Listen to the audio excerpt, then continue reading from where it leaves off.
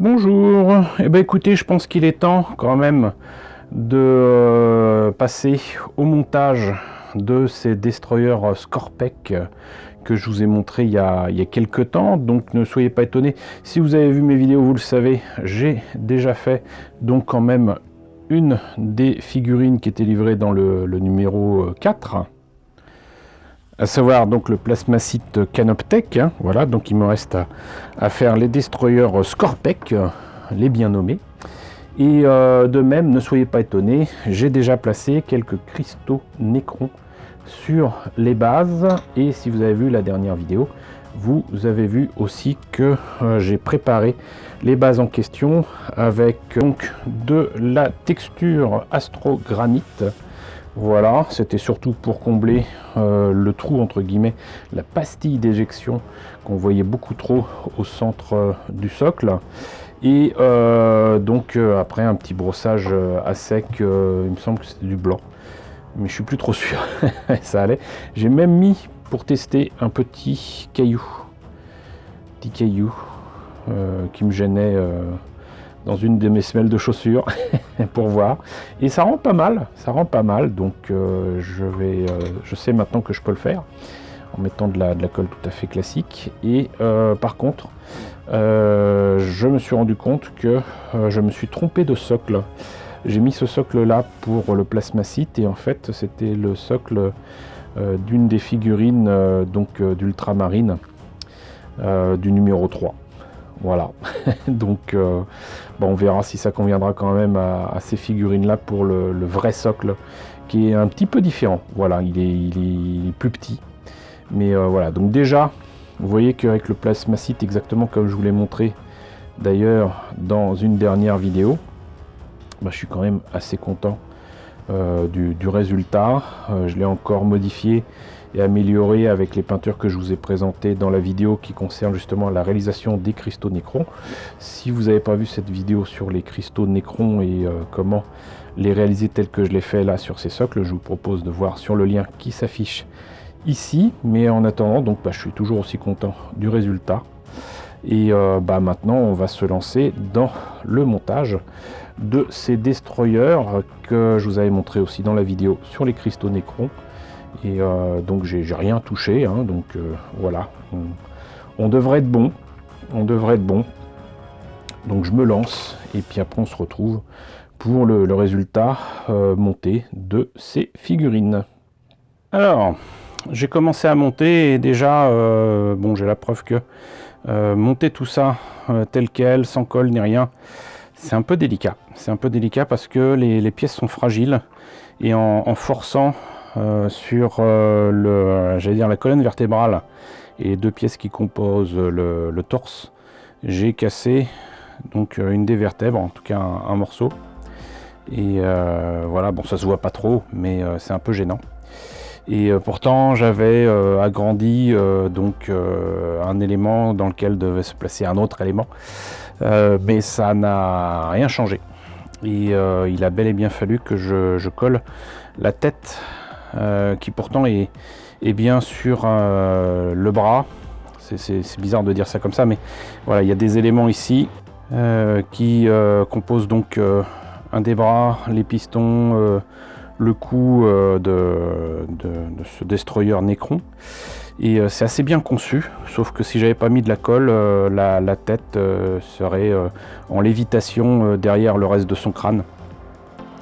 Mais bon, c'est pas pour ça que je filme ça, c'est simplement que malgré tous mes efforts, et même en utilisant, alors si vous voulez pas les abîmer ces trucs là, faut éviter de prendre des outils en métal. Donc j'ai essayé avec des pinces en bois, j'ai essayé avec même des pinces un peu plus puissantes en plastique. Alors autant pour la tête, mes petites pinces à linge en bois ont bien servi pour tenir la tête en place le temps que ça sèche. Autant pour le torse, c'était pas envisageable. Et j'ai quand même mis de la colle pour que ça tienne un petit peu, mais il y avait quand même un espace, une jointure très très visible ici. Et comme vous voyez, il y a un trait blanc qui correspond à là où il y avait la jointure. Et qu'est-ce que j'ai mis là? Voilà, j'ai mis de la plastique putty de Falero.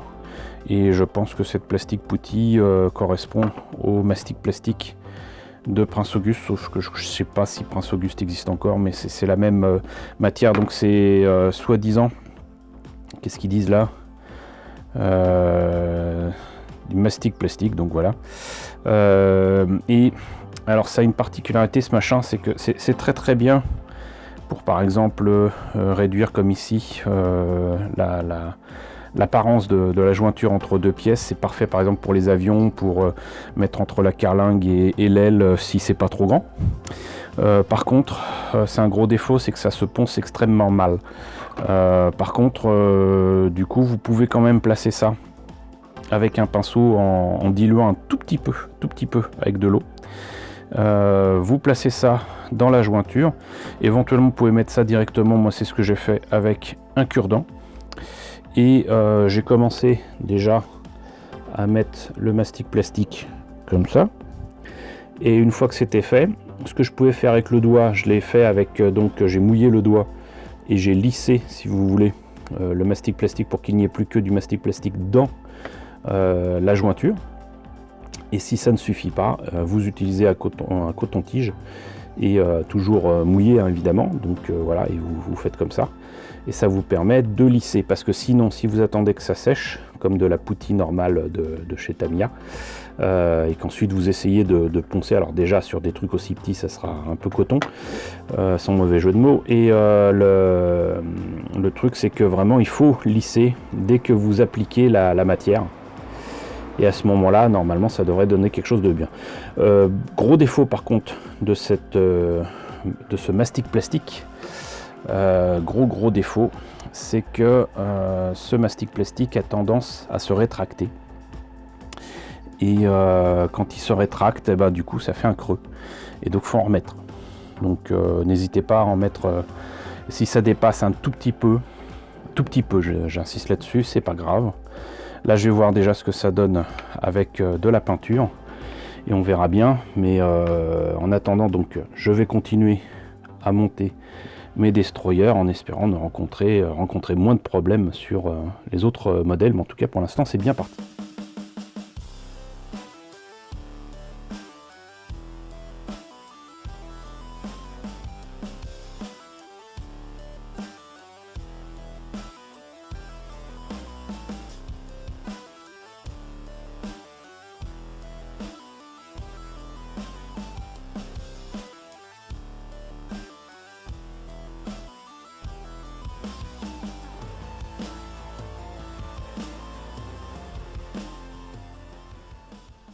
Alors voilà, c'est monté, j'ai repeint certaines pièces où forcément avec le dégrappage il y avait nécessité de repeindre, mais j'ai repris aussi la peinture de certains détails, parce que tout simplement j'avais pas connaissance de ce que c'était, que ce soit des pistons, des machins, voilà. Mais j'ai quand même trouvé ça un peu plus difficile à monter que les guerriers Necron de base, hein, très clairement.